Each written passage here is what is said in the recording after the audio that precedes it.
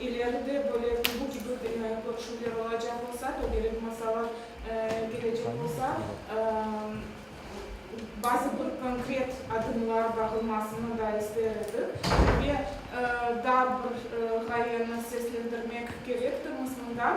Burada Ruslan Bey pek yaxşı anlattı, sağ olsun. Nefis hakkında ve bizim işte müsbet taraflarımızdan, manevi taraftan insanın inkişafı hakkında ayıttı.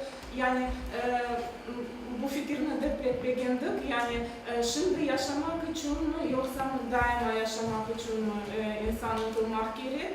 Evet, belki de şimdi Tatarların birçoğu şimdi şu mühitte, şu dakikada yaşamak için intilar. Bizim maksadımız ise nedir?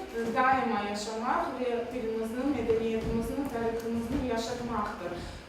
Şu maksat ne yapabiliriz biz? Bu bizim yani görüşmenin başında da ayrılmadı. Sanki Tatarları bir psikoz ağında bulunarlar. Bu psikoz neden çıkar?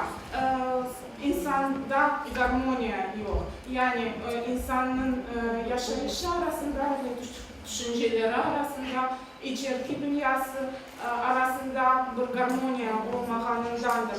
Bu harmoniyanı kaydan tapabiliriz. Evet, bu birinciden işte Tatarı öz-özünü tapmak gerek. Kim olganını anlamak gerek. Onu anlamak için ve bilmek için neni bilmek gerek. Elbette tarihimizin, medeniyetimizin, dilimizini bilmek gerektir. Eğer de bu manevi komponentler birleşse ve insan öz maksatlarına koyganda da hem özünü şekillendirmek hem de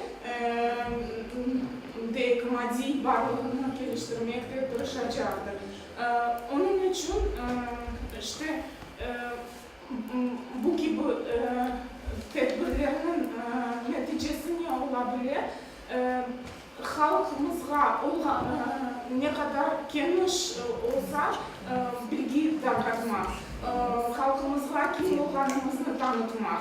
Yani tek alimler arasında olmasın da geniş kütleler için bilgi yayılsın ve nasıl şekillerini takmak ve düşünmek gerektir.